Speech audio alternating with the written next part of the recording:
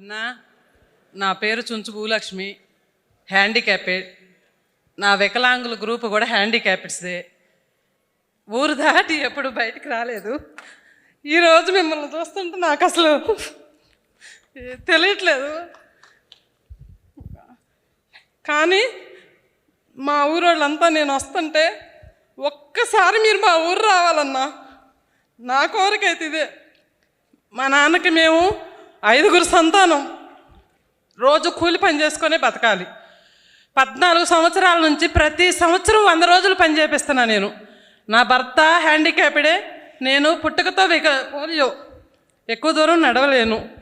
కానీ నాకు పని చేపించటం అన్నా ఏదన్నా మా మండలంలో 9 సార్లు ప్రైజ్ తీసుకున్న ఎమ్మెల్యేల గారి చేత. 9 సార్లు 100 రోజులు 14 సంవత్సరాలు పని చేయించాను. కానీ ఏ సంవత్సరం అయినా రోజుకు 130, 140, 150 రూపాయలకు మించి వేతనం తీసుకోలేదు. ఈ సంవత్సరం 290 రూపాయలు, రోజుకి 290 రూపాయలు. ఉదయం 6:30 వెళ్ళి 10:30 వరకు పని చేస్తున్నాం. ప్రతి సంవత్సరం ఎలా ఉండిద్దంటే, మా హ్యాండిక్యాప్డ్ గ్రూప్స్ అంటే చిన్నతనంగా, మీరు వికలాంగులు, మీరేం పని చేస్తారు, వెళ్ళండి, విడోళ్ళకి ఇస్తాం మేము పని అనేవాళ్ళు. ఈ సంవత్సరం వచ్చిన కూటమి ప్రభుత్వంలో నాయకులు, ఏపీఓ గారు కానీ, టీఏ గారు కానీ, ఫీల్డ్ అసిస్టెంట్ గారు కానీ ఎవరైనా ముందు మాకు ప్రాధాన్యత ఇస్తున్నారు. మేము మిమ్మల్ని కోరుకునేది ఏంటంటే, 100 రోజులు మాకు సరిపోవు. మేము మమ్మల్ని ఏ మిరపకాయలకి పిలవట్లా, ఏ పత్తికి పిలవట్లా, ఏ నాటికి పిలవరు, మేము వెళ్ళలేము. మాకు 150 రోజులు. వికలాంగులు కూడా పని చేస్తారన్నా, ఎందుకు చేయలేరు? మాకు 150 రోజులు పని దినాలు కావాలి. రాజుపాలెం మండలం, పల్నాడు జిల్లా, కన్నా లక్ష్మీనారాయణ గారు ఎమ్మెల్యే. మా ఊరు, మీరు ఒక మాట మా ఊరు వస్తానని మాట ఇవ్వండి అన్న. అంచులవారిపాలెం అన్న, నాకు మీతో ఒక ఫోటో కావాలన్నా. నాకు 2 ఆడపిల్లలన్నా, నా చిన్న కూతురు బాగా చదివిద్దన్నా. కానీ నాకు ఆస్తి ఏం లేదన్నా. నా పిల్ల ఇంటర్ అయిపోవస్తుంది. తన తర్వాత చదివించడానికి నాకే ఓపిక లేదు. మీరు నా యందు దయించి దానికి P4 అనే సెక్షన్ ఉందంటన్నా, దాని ద్వారా నాకు ఏదన్నా అవకాశం కల్పించండి అన్న.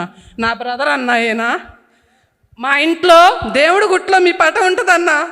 ఖుషి సినిమా భూమిక గారు మీరు దిగింది పెద్ద బొమ్మ అన్న. మా అన్నయ్య గారికి మీరంటే ప్రాణం అన్న. మేము ఇద్దరం తెల్లవారుజామున 3 రోడ్డు మీదకి వచ్చి బస్సు ఎక్కితే ఇక్కడికి 9:30కి వచ్చామన్నా. మేడం గారు మా కోసం ఎంతగా ఫోన్లు లిఫ్ట్ చేసి, రాత్రి 10:30 కూడా, రాత్రి నేను నిద్రపోలేదన్నా. మా ఊరు దాటి నేను ఎక్కడికి వెళ్ళలేదన్నా. ఇవాళ ఇక్కడికి వచ్చి ఇలా మాట్లాడుతూ అసలు మిమ్మల్ని చూడటం నాకు చాలు. ఇంతసేపు మాట్లాడాను, మేడం గారు ఏమన్నా అనుకొని. నాకు ఇంగ్లీష్లో మాట్లాడటం రాదు, వేరేగా మాట్లాడటం రాదు. తెలుగులోనే మాట్లాడుకుంటాం అన్న. ఒక్కసారి వచ్చి మిమ్మల్ని సెకండ్ తీసుకోవాలని ఉందన్నా. ప్లీజ్ ఒక్క నిమిషం. మీరు మాత్రం మా ఊరు మాత్రం రండి అన్న. ఒక్కసారి మా జనం అంతా మీకోసం 1000 కళ్ళతో ఎదురు చూస్తున్నారన్న. ఖచ్చితంగా వస్తాం. థ్యాంక్ యూ అన్న, థ్యాంక్ యూ అన్న.